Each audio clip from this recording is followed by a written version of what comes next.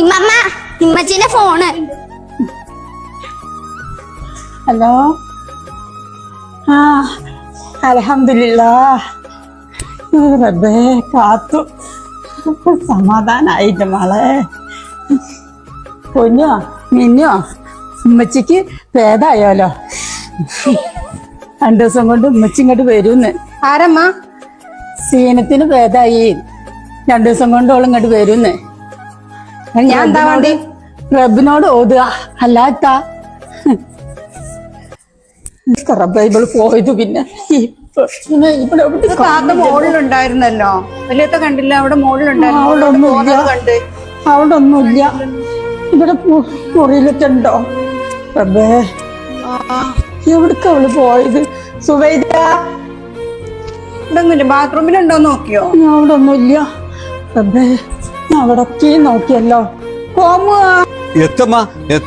സുബൈദാൻ ഇവിടെ എവിടെയും കാണാനില്ല. ഞാൻ അവിടെ ഒക്കെ നോക്കി, ഒന്നും കാണില്ല. അകത്തൊക്കെ നോക്കി, എല്ലായിടത്തും ഞാൻ നോക്കി, എവിടെയും കാണില്ല. ഇവിടെ എവിടെ ഉണ്ടെന്ന് ഒന്ന് നോക്കി നോക്കാം. ഇച്ച് കാണാനും വെച്ച ഒന്നുമില്ല. അതൊക്കെ അല്ലല്ലോ പഠിച്ചോനെ. കാട്ടണം. ഒന്ന് പോയോക്കാം. വണ്ടി വിടന്നോട്ടെ. ഇജ് വല്ല സ്കൂട്ടർ ഇട്ടാണ് പോയിക്കോ. എടായിക്കൂടെ ഒക്കെ പോകാൻ സ്കൂട്ടറാ നല്ലത്. ജാഗ ഒന്ന് പറഞ്ഞു നോക്കിക്കാളെ. ഞാൻ ഇവിടെ ഒന്ന് നോക്കാട്ടെ കേട്ടോ. ചെല്ല്.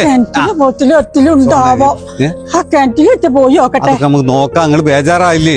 പോയി നോക്കാം. എന്നാലൊന്ന് പഠിച്ചോനെ. നിങ്ങൾ ഔത്തൊക്കെ നല്ലോ നോക്കിക്കണ. നല്ലോ നോക്കിക്കണോ? ഓള് വരെ തുണികളൊക്കെ കൊണ്ടേക്കണോ ഒന്ന് നോക്കാൻ. നിങ്ങള് ഒന്ന് നോക്കിയാ? അത് ഞാൻ നോക്കിയിട്ടില്ല. ഇല്ലല്ലേ? പൊന്നോ മിന്നോ നിങ്ങളൊരു കാഞ്ചി, നിങ്ങൾ കുഞ്ഞാമ്മന്റെ മുറിയിലൊക്കെ ഒന്ന് പോയി നോക്കി കേട്ടോ. എന്നാ വേഗം ചെല്ലി കുട്ടികള്. ബേജാറല്ലേ? ഇവിടെ ഇവിടെയൊക്കെ ഉണ്ടാവും.